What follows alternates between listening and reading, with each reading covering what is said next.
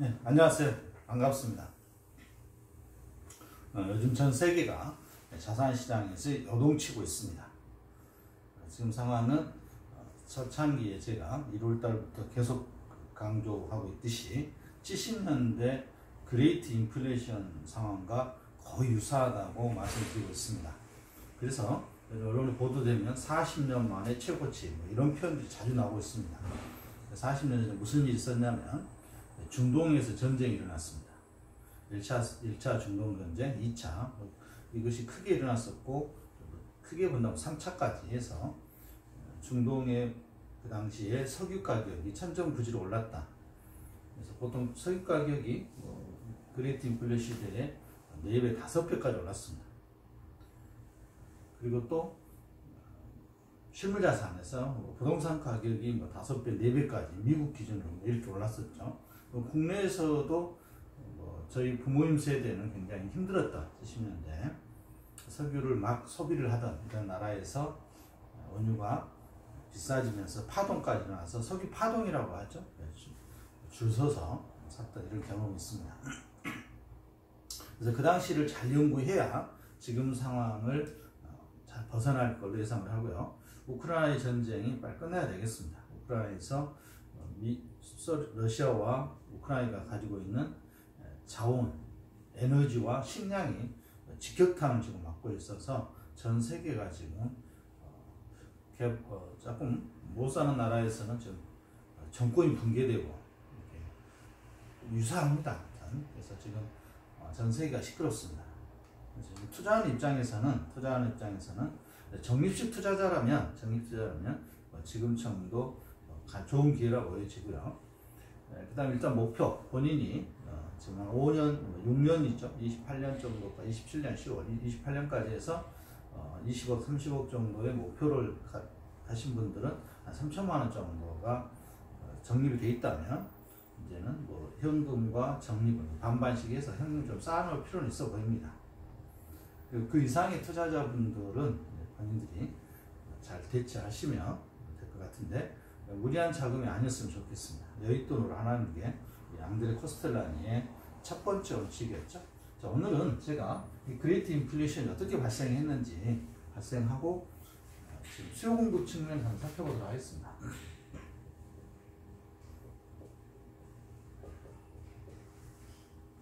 우리가 통상적으로 이렇게 그래프를 보면 가격과 양으로 표시합니다. 양으로 표시하고 우하향하는 수요 곡선과 우상향하는 공급 곡선이 만나는 지점에서 이렇게 균형 가격이 형성이 됩니다. 그래서 균형 가격 P5가 형성됐다고 가정한다면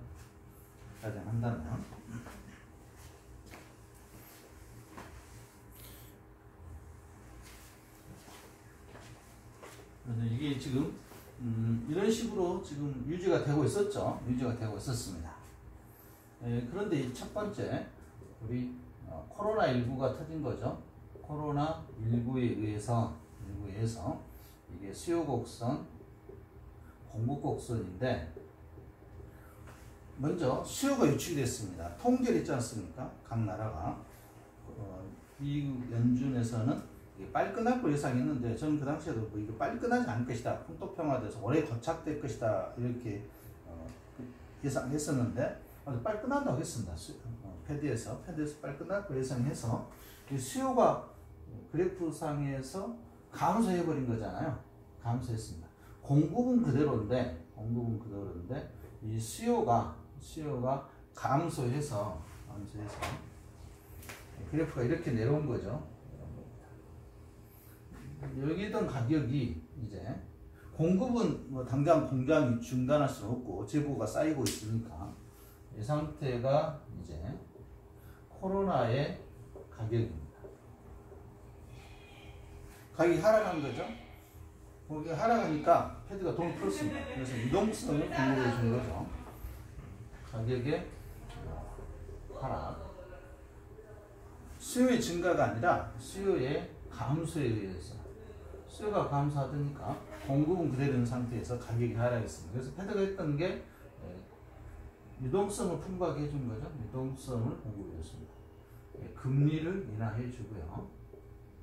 그래서 이게 빨리 끝나면 다시 이 자리로 회귀할 거다. 뭐 이렇게 예상을 했었는데 시간이 걸린 거죠. 시간이 걸리면서 어떻게 됐냐면 이 공급곡선이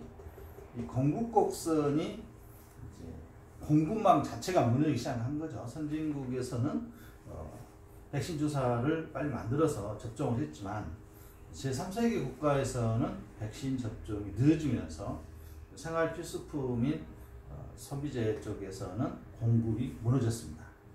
감소가 일어난 거죠. 특히 이제 세계 공장이라는 중국, 그래서 이걸 대체로 이제 베트남과 인도에서 어떻게 겨우겨우 막아냈는데, 그래서 예전에 그런 풍부한 공급 물량은 얻기가 힘들었죠. 그래서 이 공급 자체도 이제 감소가 됩니다. 공급이 감소가 되니까 어떻게 된 거냐면 공급의 감소가 이쪽으로 나타난 거죠. 이쪽으로 나타났는데 수요의 폭보다는 공급의 감소 폭이 조금 적었습니다. 그래서 이 정도에서 공급이 코로나가 공급망이 무너지면서 그래서 이제 다시 가격이 어떻게 됐습니까? 오른 거죠. 여기 좀 가격이 내렸는데 공급망 이렇게 했어요. 그래서 이게 이제 아마 이 점이 코로나 시대에 가격이 아닌가 이렇게 싶어져요. 코로나 수요와 공급 여기 정도에서 만나지 않았느냐. 공급이 양은 줄죠. 양이 줄었죠. 양은 줄고 뭐 가격도 이보다는 조금 올랐는데 좀 그래프가 아무튼 비슷하게 어쨌든 뭐 이런 상태입니다. 네, 그런데 이제 가격은 유동성이 풍부하니까 이제 어느 순간 되니까 이제 자산시장도 다 오르고 해서 이제 패드는 이런 생각을 한 거죠. 다시 정상적으로 복귀시키려면 금리를 인상시키고 긴축을 해서 다시 뭐 이 정도까지 다시 아니더라도 비슷하게 유지하겠다 이런 생각을 했던 거죠. 공급망 감소는 수요의 억제로 어느 정도 유지가 될 수 있지 않겠느냐 뭐 이런 생각을 하고 있었던 거죠. 그래서 뭐 코로나 때도 가격이 그렇게 크게 요동치지는 않았죠. 그동안 재고가 있었으니까. 근데 이게 이제 2년 정도 지나가면서 이제 공급이 더 감소가 일어납니다. 그래서 수요의 증가폭보다 공급의 감소폭이 더 커진 거죠. 자, 이렇게 된 거죠. 그래서 이제 가격이 이제 오른 거죠. 가격의 상승으로 나타납니다. 가격의 상승으로 나타나니까 이게 인플레이션이지 않습니까? 그래서 이제 패드가 이제 금리를 6번 올리겠다 뭐 이런 예측을 작년부터 계속 해왔던 건데 가격이 오르니까 인플레이션에 노출이 되니까요. 그런데 알다시피 이번에 뭐가 터져버린 거죠? 그렇죠. 우크라이나 전쟁이 터져버린 거죠. 우크라이나에 겨우겨우 이렇게 맞춰서 이것도 지금 가격이 올라 있는 상태고 공급은 감소되어 있는 상태에서 우크라이나 전쟁이 터져버리니까 단번에 전 세계가 공급에서 문제가 생겨버린 거죠. 그래서 공급이 감소가 나타난 거죠. 근데 감소폭이 굉장히 크죠. 감소가 크게 나타났습니다. 감소가 크게 이렇게 나타나는 거죠. 그러니까 이제 겨우겨우 이렇게 맞춰서 여기를 지금 버티고 있던 가격이 여기까지 와버린 거죠. 가격이 상승으로 나타나고 양은 또 공급은 더 감소해버리고 공급의 감소, 가격의 급등 뭐 이렇게 나타나니까 40년 전에 그레이트 인플레이션이 소환이 되는 겁니다. 그레이트 인플레이션. 그래서 그 당시에는 뭐 80년대 20%까지 금리를 올리고 그렇게 해서 겨우겨우 진정시켰었는데 지금 이런 상태입니다. 이런 상태. 그럼 이게 두 가지 요인이 있는 거죠. 지금 우크라이나, 러시아의 전쟁. 이게 해결이 돼야 되겠죠. 그 다음에 공급망에 무너져 있죠. 공급망이. 이건 또 에너지와 식량이 한꺼번에 충돌하고 있는 거의 세계 3차 세계대전급입니다. 실제로 세계가 전쟁의 소용돌이 다 빠지지 않았습니다만 직간접적으로는 제3차 세계대전에 버금가는 지금 상황이 노출되어 있다고 보여집니다. 그렇잖아요. 에너지 없고 식량 없는 상상할 수도 없으니까. 그래서 이걸 잡기 위해서 이제 패드에서는 금리에 이걸 가격을 낮추는 방법은 이 수요를 감소시켜야 돼요. 수요를 증가시키면 안 됩니다. 그래서 이번에 패드의 부회장이 이런 말을 했죠. 주식시장 끌어내려서라도 안정을 시켜야 된다. 그러려면 이 수요 곡선을 좌측으로 움직여야 되니까 이렇게 하겠다 이거예요. 수요를 낮춰서 공급은 어쩔 수 없으니까 이렇게 해서 가격을 맞춰보자. 공급도 좀 감소하고 있는 추세니까.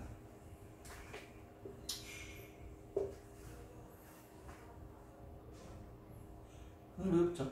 방법이 없습니다. 그래서 지금은 수요 쪽을 억제하자 이런 표현입니다. 정책이 이것밖에 없어요. 공급을 늘릴 수는 없습니다. 수요 공급에서 공급이 부족하면 공급을 늘려주면 되는데 지금 그럴 상황이 아닌 거죠. 상황이 아니어서 수요를 억제하는 정책으로 가는 것이 지금 금리 인상과 빅스텝 이런 게 나오고 주식시장의 하향 안정화, 특히 이제 다른 자산 시장, 에너지 쪽이라든가 원자재 쪽은 지금 특히 식량 쪽, 식량은 당장 생산할 수 없는 물건이지 않습니까? 에너지야 그동안에 석유와 비축물 지금 플러스 어떻게 버티고 있고, 그다음에 이 에너지는 결국은 이란과 베네수엘라의 도움 없이는 해결할 수 없다고 보여집니다. 이란과 이란의 핵 문제는 원만하게 해결할 것 같고요. 베네수엘라도 어느 정도 미국의 우산으로 끌어들여야죠. 끌어들이면은 러시아에서 생산하는 에너지는 어느 정도 대충 양은 맞춰질 것 같은데, 비용이죠, 비용. 러시아는 바로 유로로 보낼 수가 있는데 이란이라든가 특히 베네수엘라 이런 물건들이 배를 타고 운행을 하려면 비용의 증가는 어쩔 수 없으니까 또 가격 인상으로 나타날 수밖에 없습니다. 복합적인 요인들이 지금 현재 인플레이션을 그레이트 인플레이션까지도 예상해 볼 수 있는. 그럼 이럴 때 인플레이션이 이렇게 그레이트 인플레이션 시대까지 가면 어떤 자산에 투자해야 되냐가 이제 우리 투자하는 입장에서는 살펴봐야 되는데, 실물 자산에 투자해야 한다는 것은 너무 장명합니다. 실물 자산. 실물 자산에서 가장 대표적인 게 부동산이고요. 부동산이 실물 자산. 그럼 지금 부동산은 어떤 부동산에 투자해야 되냐? 이걸 한 번 더 향후에 더 별도로 한번 언급할 것 같은데요. 일단 짓고 있는 거의 완성이 된 분양권입니다. 분양권. 거의 입주를 앞둔 아파트 단지의 급매물은 여러분에게 좋은 기회입니다. 실제로 이제 그 정도의 퀄리티로 그 정도 아파트를 지을 수가 없습니다. 원자재가 워낙 올라 있어서. 이게 이제 지금 부동산 시장에서 가장 먼저 우리가 투자해야 돼. 이런 상품 되겠습니다. 그래서 자금이 어느 정도 되신 분들은 지금 주식시장에서는 꾸준히 적립식으로 이 시기를 인내하는 방법 외에는 별다른 방법이 없으니까 분양권 시장에서 입주를 앞둔 투자 상품을 찾아내서 각 지역에 투자를 해 놓으신다면 인플레이션, 그레이트 인플레이션은 훌륭하게. 두 번째는 이제 빚이 있는 투자자는 굉장히 유리한 포지션인데, 이 빚은 아무래도 개인보다는 기업이라든가 국가가 많잖아요. 그래서 이런 인플레이션을 겪고 나면 기업들과 국가의 부채는 굉장히 축소되는 경향이 있습니다. 근데 개인은 부채를 늘리고 싶어도 지금 대출 여건 때문에 쉽지가 않은데, 부채를 늘릴 수가 있다면 개인 입장에서도 돈의 가치의 하락은 또 새로운 부의 창출이니까 빚을 늘리는 방법도 좋은데 쉽지는 않습니다. 그래서 빚을 늘릴 수 있는 가장 대표적인 게 분양권이죠. 분양권 또는 재건축 단지 입주권, 분양권은 통일되어 있으니까 분양권이라고 하겠습니다.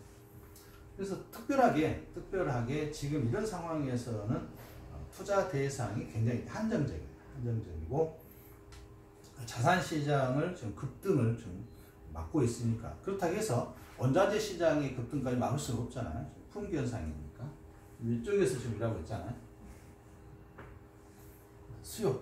그래서 공급 유지보다는 지금은 수요를 억제하는 정책에 포커스가 맞춰져 있으니까 우리도 그쪽에 눈높이에 맞게 자산시장에서 투자를 실행하시면 좋지 않겠나 싶습니다. 지금까지는 공급이 풍부했죠. 공급 풍부했습니다. 지난 30년간은 이렇게 체제 문제와 관련 없이 시장을 글로벌 시장으로 보면서 서로 싼 거 있으면 서로 교역을 하고 이런 식으로 경제가 진행이 왔는데 지금부터는 그런 시장은 어렵다고 보여집니다. 어렵다고 보여집니다.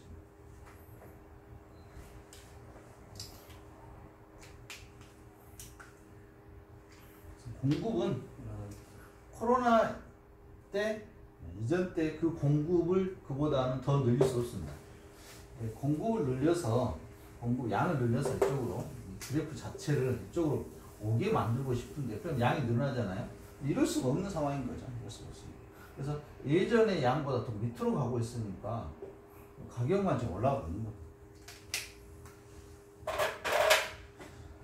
그러면 수요를 안 하면 되는데 그럴 수가 없지 않습니까? 기본적인 수요가 아주 생필품 쪽에서 나타나고 있기 때문에 그럴 수가 없어요. 사치품이라면 수요를 억제시킬 수가 있는데 그래서 아마 암호화폐 시장, 또 코인 시장 정도 그쪽 시장에서는 자산 시장의 급등은 조금 힘들지 않겠느냐 이렇게 개인적으로 계속 말씀드리고 있습니다. 그쪽에 투자하고 계신 분들한테는 제가 걱정을 끼치는 건 아니고 지금 상황이 그렇다 이런 상황이 어디선가 눌러야 되는데 자산 시장을 어디서 누를 거냐 이런 겁니다. 자, 오늘은 좀 어려운 내용으로 여러분 찾아왔고요. 지금 그레이트 인플레이션이 도래한 것은 사실입니다. 그래서 이때 잘 버텨내시면 부가 완전히 역전이 됩니다. 어떤 분에게는 좋은 기회일 것이고요. 어떤 분에게는 지금 악몽일 것입니다. 자, 우리 회원님들께서는 이 기회를 잘 활용하시고 좋은 방향으로 더구나 우리는 3배짜리를 하니까 욕심껏 투자 안 하셔도 됩니다. 제가 늘 강조하듯이 3천만 원에서 5천만 원 정도가 투자되어 있다면 저는 충분하다 보여줍니다. 그리고 그 정도 자금이 투자가 되어 있다면 하락은 문제가 참 좀 많으시고요.